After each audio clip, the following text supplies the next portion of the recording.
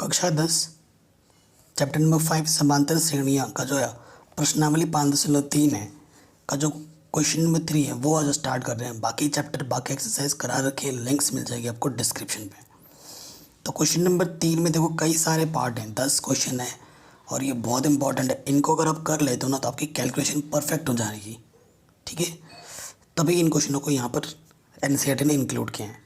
तो देखो पहला क्वेश्चन में ए दे रखा है, डी दे रखा है, ए एन दे रखा है, हमें एन और एस एन ज्ञात करना है, ठीक है। तो चलिए बिना किसी देरी के स्टार्ट करते हैं क्वेश्चन। पहला क्वेश्चन है 3rd का 5। तो हम क्या लिखेंगे, दिया है प्रॉपर एकदम सटीक तरीके से, जैसे आपको एग्जाम में लिखना है वैसे मैं आपको करा रहा हूँ। सबसे पहले प्रथम पद ए दे रखा है 5, डी दे रखा है 3, अंतिम पद 50 दे रखा है। हमें एन और एस एन ज्ञात करना है, ठीक है। ये प्रश्न है हमारे पास।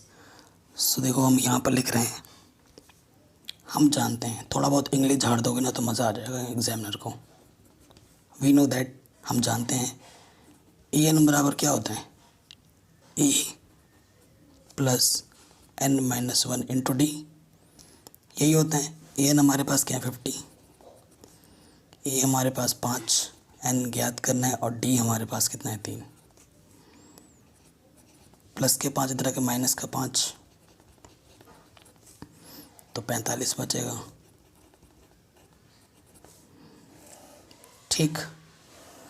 उसके बाद देखो ये 3 गुणे में है, इधर के क्या हो जाएगा बट्टे में, 3 कम 3, 3 ही बचे 15,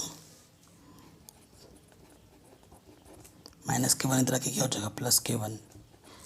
तो एन का मान कितना हो जाएगा 16 पद है। तो अभी एस एन निकालना है, यानी कि 16 पदों का योगफल निकालना है। तो यहाँ लिख देंगे अतः 16 पदों का योगफल S16। तो फॉर्मूला क्या होता है, n/2 2a plus n minus 1 into D. n है 16/2, a का मान है 5, 16 माइनस 1 और d का मान है 3। 2 × 16, 2 पंजे 10, 15 आ जाएगा। 16 में से घटाएंगे तो 15 × 3, 15 × 45, 45 और 10 55 है ना। इनके बीच में गुणे का संबंध होता है ब्रैकेट के बाहर।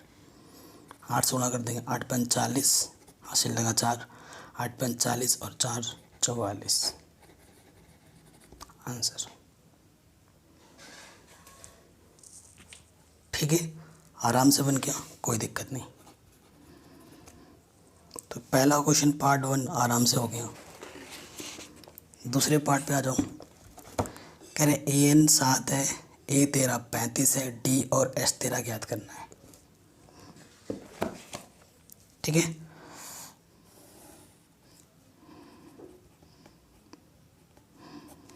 तो देखो हमें क्या दिया है इस क्वेश्चन में, ए है 7, ए तेरा कितना दे रखा है 35।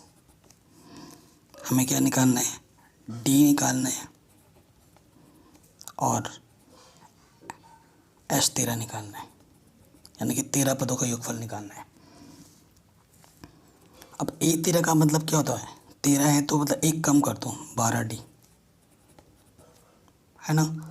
तो ए का मान कितना है 7, डी का मान ज्ञात करना है। प्लस के साथ इधर के क्या हो जाएगा माइनस के साथ। तो 35 में से 7 कम करोगे तो कितना आ जाएगा 28। तो देखो डी का मान क्या हो जाएगा 28, 12 गुणे में इधर के क्या हो जाएगा बट्टे में। तो 7 × 12 तो 7 × 28। तो डी का मान क्या जाएगा 7/3। पहला आंसर तो हमें ये मिल गया डी का मान। अब हमें क्या निकालना है, 13 पदों का योगफल। ठीक है ना। अब आगे बढ़ते हैं। अब लिखेंगे 13 पदों का योगफल।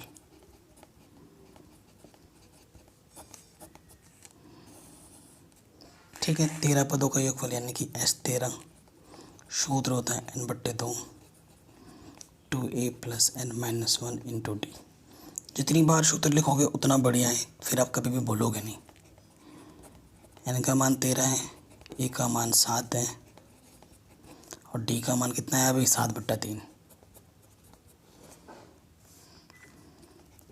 13/2 7 दूनी 14, 13 में से 1 गया 12, 7/3, 3 कम 3, 3 चौके 12, 7 चौके 28। ठीक है, जोड़ो क्योंकि इनके बीच में गुणे का संबंध होता है, ब्रैकेट और बाहर। 8 और 4 12, 2 और 1 3 और 1 4, 2 दूनी 4, 2 1 कम 2, 13 1 कम 13, हासिल लगा 1, 13 दूनी 26, 26 और 1 27 आंसर। ठीक है, तो ये प्रश्न भी हमारा आराम से बन गया, कोई दिक्कत नहीं। आगे बढ़ते हैं। थर्ड में A12 37 है, D3 है, A और S12 ज्ञात करना है।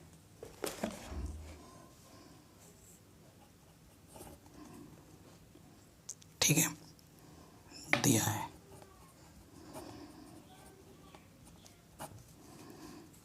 A12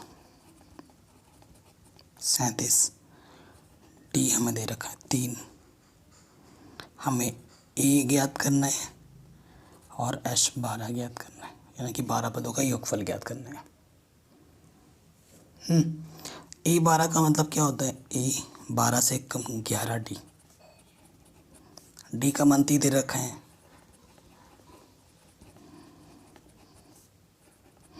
11 तियाँ 33, 33 प्लस का उधर जाके क्या हो जाएगा माइनस का,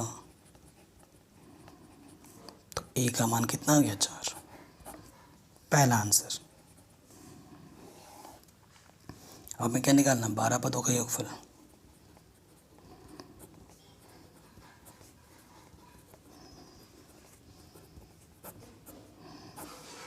बारह पदों का योगफल यानी कि S12, सूत्र लिखेंगे n/2 2a + n-1 × d।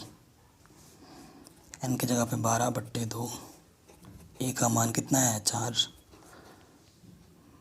12 - 1 और d का मान कितना है हमारे पास 3, 2 छंग 12, 4 दूनी 8, 12 में से 11, 11 गुणा 3 33।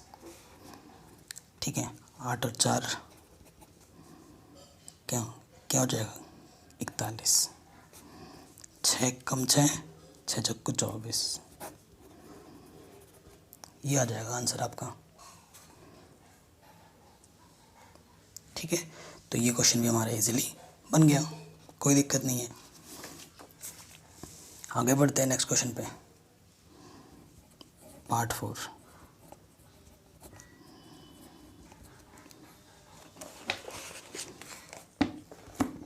A3 15 है, S10 125 है, D और A10 ज्ञात करना है।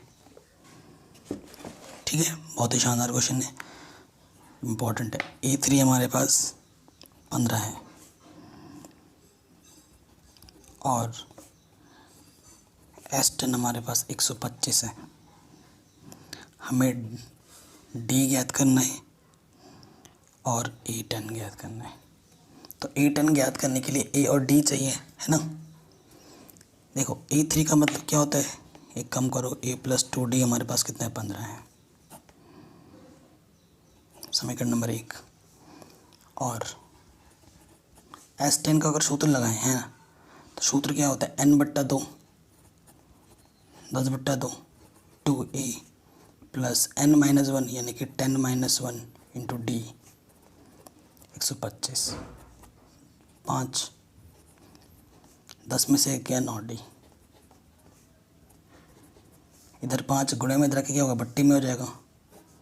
5 दूनी 10, 5 पचे 25, क्योंकि इधर गुणे में है ना, इधर के बट्टी में होगा, तो यहीं से भाग दे दो। तो यहाँ से आएगा 2 + 9D = 25, समीकरण 2। अब इन दोनों को हल करना है।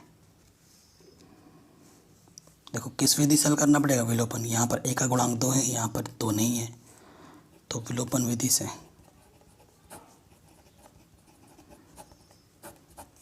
विलोपन विधि लगाएंगे, जो यहाँ पर गुणांक होता है a का, उससे इसमें गुणा करते हैं, और जो a का गुणांक यहाँ पर है उसमें इससे गुणा करेंगे a को हटाने के लिए।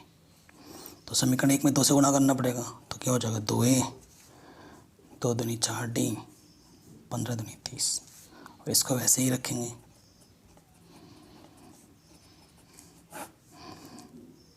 प्लस है दोनों के दोनों, तो जब समान चिन्ह होता है तो घटाते हैं, घटाने पर, समान चिन्ह होने पर, प्लस का minus, minus minus, plus minus कटा, माइनस के 9 में से 4 घटाओगे तो माइनस के 5D, प्लस के 5, माइनस के 5 बट्टी में आ जाएगा, 5 × 5, तो D का मान क्या आ गया, -1। ठीक है, D का मान उठाकर इसमें रख देते हैं, समीकरण 1 से। समीकरण 1 क्या है, a + 2D = 15, D का मान है -1, 15, सो -2, 2 × 2, प्लस माइनस माइनस, -2 तरह के प्लस का 2, तो a का मान कितना आ गया, 17। ठीक है, a का मान 17 आ गया। अब हमें क्या निकालना है, 10वां पद, a10। a10 क्या होता है, a + 9D, a आया है 17, d आया -1, 9 × 9, 17 में से 9 घटाओगे 8, प्लस के, तो 10वां पद कितना आ जाएगा, +8।